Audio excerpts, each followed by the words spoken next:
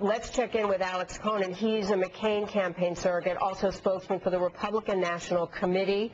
Thank you for being with us. And let me ask you as well, what is John McCain doing? We know he's been in Washington. I've seen the photos of him on the phone. I know he's talked to a lot of people. Does he have concerns about where this bailout bill is at this point, and is he voicing them in time to get the changes he feels we need to protect America?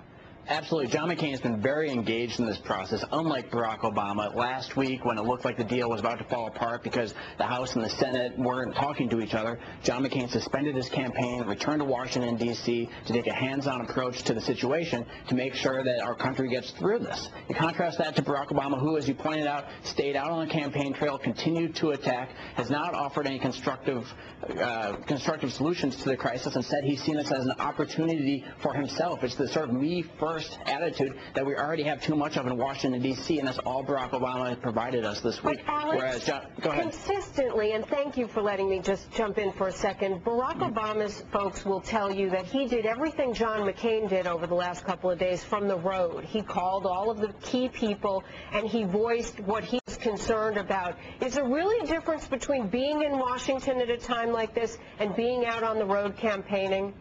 Yeah, absolutely. I mean, and this is the sort of thing you learn when you've been involved in national security issues over the last 20 years, like John McCain has. And Barack Obama is very new to this. Barack Obama has never handled a crisis of this magnitude, and he wasn't able to handle this one. Instead, he was more comfortable staying out on the campaign trail in front of his fans and being on the attack and being political rather than coming back to Washington, D.C. and providing some leadership like John McCain has. I've heard people ask this question today, which is more presidential, the ability to multitask and handle things back in Washington and do what you need to do on the road, or being where the action is and weighing in face to face?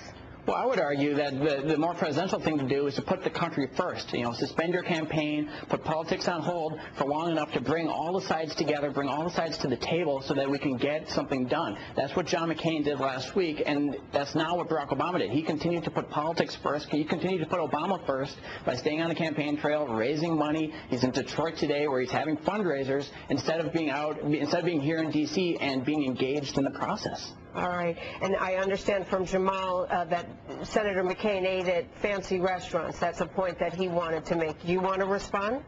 Well, Barack Obama stayed at the Mayflower here in Washington, D.C.